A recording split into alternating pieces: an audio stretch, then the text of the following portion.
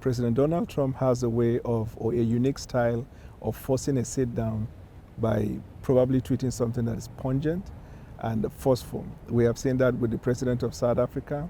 We've seen that sometimes back in his first time with the leader of North Korea, and then we see in recent time with Zelensky and some other leaders like that. We don't take it literally because we know Donald Trump thinks well of Nigeria. Donald Trump was the first American president to lift the embargo on the sale of arms, use executive order, and then authorize the sale of arms to Nigeria in 2017 or so when he came.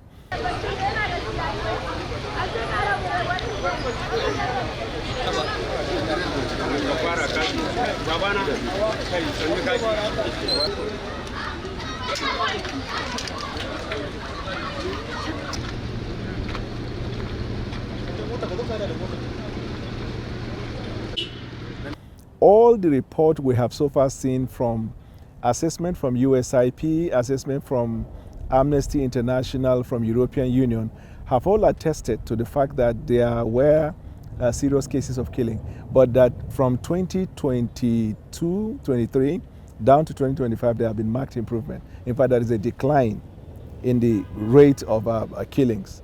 So it is intriguing and surprising for us how an old report is being used for this type of thing. But we are all about solution.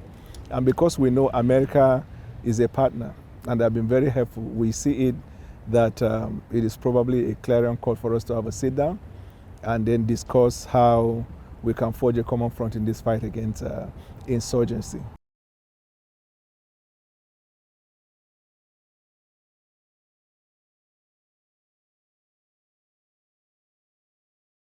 So a broad-based approach to it will require us having access to some of these weapons that will be very useful. Certain type of drone for surveillance, certain type of ammunitions, long-range ammunitions, even the aircraft. For now, we are using Super Tucano. We haven't been given the opportunity to have F-15, F-18, and F-22, and it is hard to get that from America for now. But these are the areas that we need that kind of cooperation from the American government. Our soldiers have the capability to deal with this thing, so we do not require the American soldiers boots on the ground.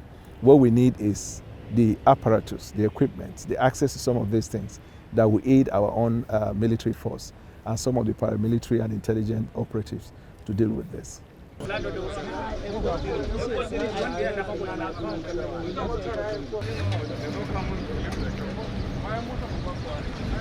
So the report or notion that there is a Christian persecution or genocide in Nigeria is false. False both from the premise and the conclusion. It is not supported by data. God bless you. God bless you. Genocide is a targeted killing of a people because of their identity, and most often than not with the assistance of the state, either by way of policy or tacit approval or non-participation of government in stopping that. All of these factors do not apply to us. One, our government does not discriminate against any tribe or religion in the fight against insecurity.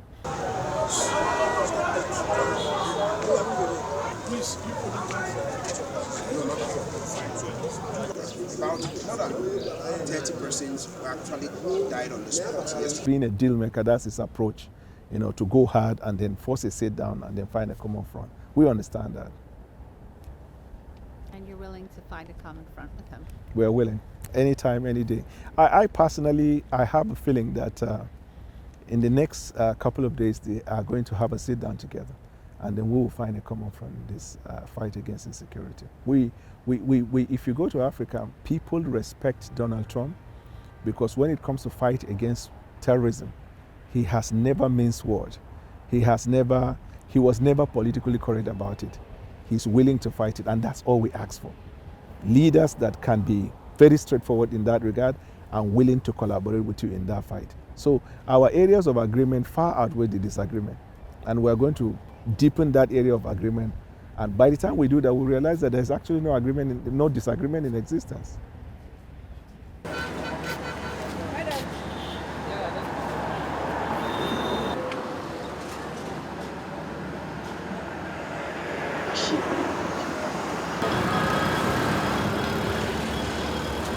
Good morning, sir.